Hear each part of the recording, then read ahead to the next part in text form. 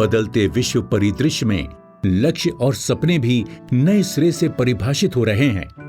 अंकिता रानी जैसे छात्रों के लिए अपने सपनों को जीवन की वास्तविकता से जोड़कर रखना एक आवश्यकता थी।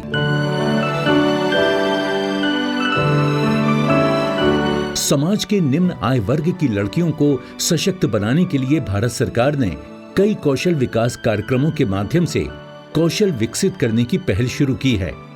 छात्र देश की मानव पूंजी हैं और उन्हें सशक्त बनाना आर्थिक विकास के लिए महत्वपूर्ण है।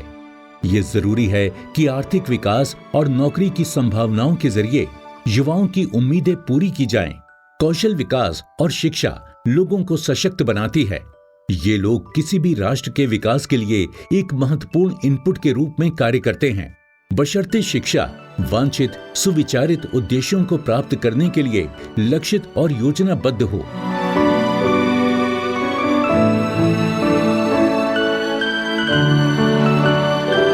पटना की रहने वाली अंकिता रानी एक एकल परिवार से हैं। सरल लेकिन आधुनिक परंपराओं में दृढ़ विश्वास रखने वाली, अपनी जिम्मेदारियों के प्रति जागरूक, वास्तव में लड़कियों के लिए एक आदर्श। स्टार्टिंग तो गांव से ही हुआ है।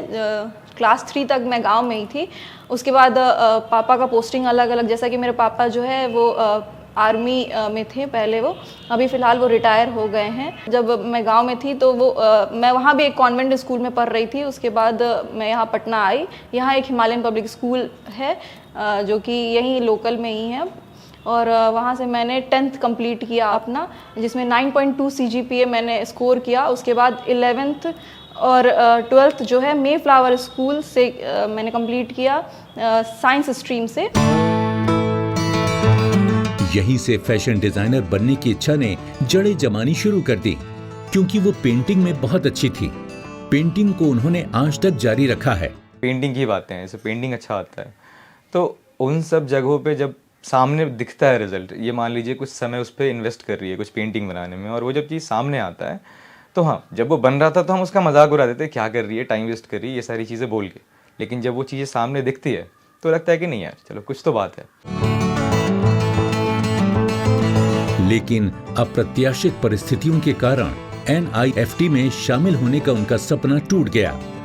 तभी अंकिता को NSTI ने उसे इस बारे में सुझाव दिया, जो उन्हें एक वास्तविक अफसर की तरह लगा। यहाँ के विषय में बहुत जानकारी नहीं, बस बच्चे को पढ़ना है, इतना पता था कि यहाँ पढ़ाना है, उसका ट्यूशन सही होना चाहिए।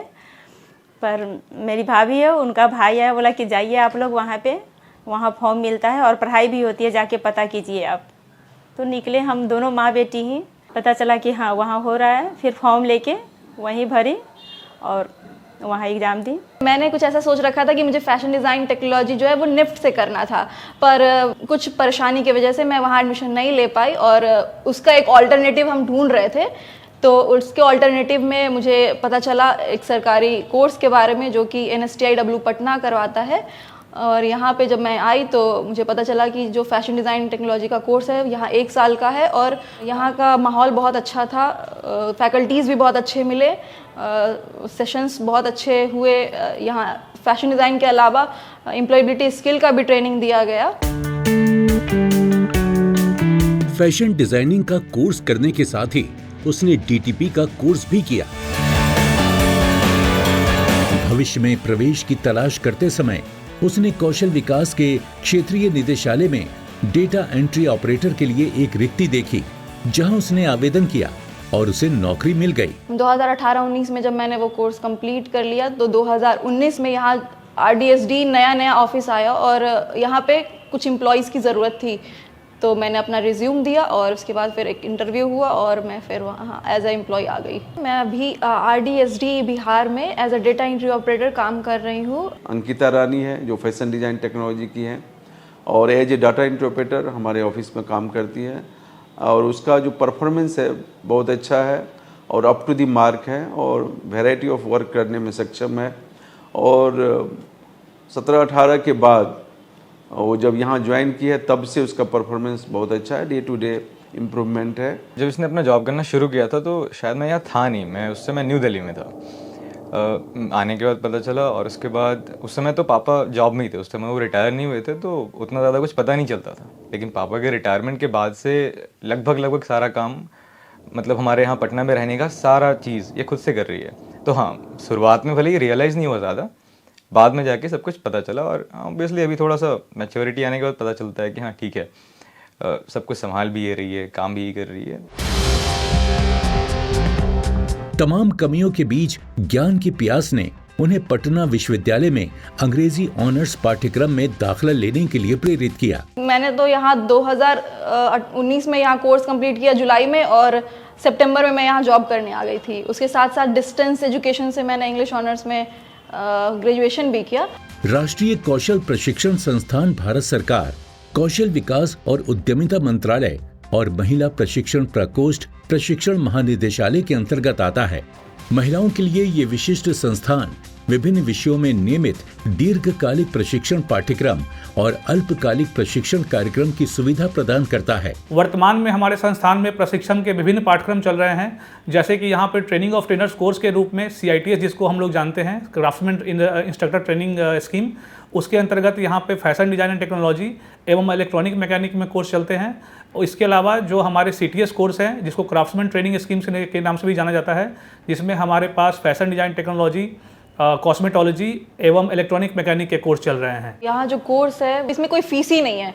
कोई भी एक जनरल बच्चा जो है, वो किसी भी लेवल के फैमिली से हो, वो मिडिल क्लास हो या वो बहुत ही गरीब हो, वो बच्चा यहाँ कोर्स कर सकता है। ऊपर से यहाँ जो है ना सारे एलिमेंट्स प्रोवाइड भी किए जाते हैं ऑफिस से ही, कि मतलब जो बच्चा वीक है, वो नहीं अफोर्ड कर पा रहा है कोई भी चीज़ अपने प्रैक्टिकल का लेने के लिए, तो सब कुछ यहीं पे आपको मिल जाएगा। दूसरा ये कि इसको एज अ करियर जो है, मतलब मिडिल क्लास वाले बच्चे या फिर जो बहुत ही गरीब है, वो लोग तो एज अ करियर टेलरिंग तो स्टार्ट कर ही सकते हैं इसको सीखने के बाद, और स्केचिंग का भी अच्छा इसमें नॉलेज हो जाएगा। उसके बाद अगर कोई अच्छे फैमिली से है तो अपना बहुत बड़ा बिजनेस खोल सकते हैं और अपने अंडर एम्प्लॉयमेंट जनरेट कर सकते हैं। महिलाओं में कौशल विकास पर ध्यान देना उन्हें जीवन कौशल विकसित करने के लिए प्रेरित करने में बहुत महत्वपूर्ण है, जिससे उन्हें अधिक वेतन मिलेगा और अच्छी गुणवत्ता वाली नौकरियां, बेहतर आजीविका, आर्थिक स्वतंत्रता और अपने परिवारों के लिए कमाने की क्षमता। उस एज में पता नहीं था कि जॉब क्या होता है।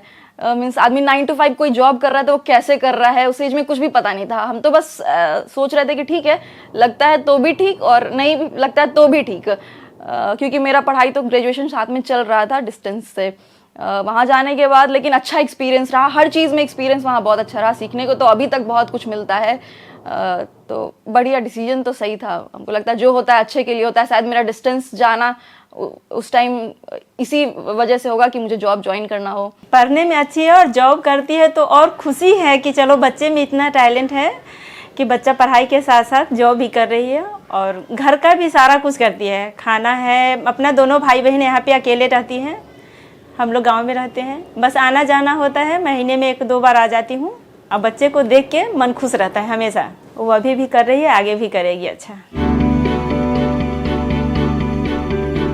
ना, जो भी डे टू डे लाइफ में मेरा काम होता है घर का या फिर अपना कपड़ा जो भी डिज़ाइन करना था वो हम अपना खुद ही करते हैं, चाहे वो मम्मी का हो या अपना। अभी एज अ करियर इसको यूज़ नहीं कर पा रहे हैं क्योंकि अभी सोच रहे हैं कि मेरा फैमिली मेम्बर्स थोड़ा सेट हो जाए, फिर कुछ बिजनेस स्टार्ट किया जाए। इसका एक यही करियर ऑप्शन है कि बिजनेस अपना सेट किया जाए एज अ बुटीक और समथिंग एल्स। इसका फ्यूचर प्लान बुटीक वगैरह खोलने का है, वो भी सारा खुद का मैनेज किया हुआ। तो ऑब्वियसली कॉन्ग्रेचुलेशंस उसके लिए, अपने थॉट्स के लिए, और हम चाहते हैं कि अच्छे से करे, तो बेस्ट विशेस उसके लिए भी। और ये खुद कर लेगी अगर हम थोड़ा बहुत सपोर्ट करें, तो इतना विश्वास है। बहुत सारी बाधाओं से भरी उनकी यात्रा आसान नहीं थी, फिर भी वो एक विजेता के रूप में सामने आई। NSTI के अनुकूल माहौल और मित्रवत स्टाफ के लिए धन्यवाद, जिसके बाद वो आत्मनिर्भर और समाज का भरोसेमंद और आत्मविश्वासी सदस्य बन गई।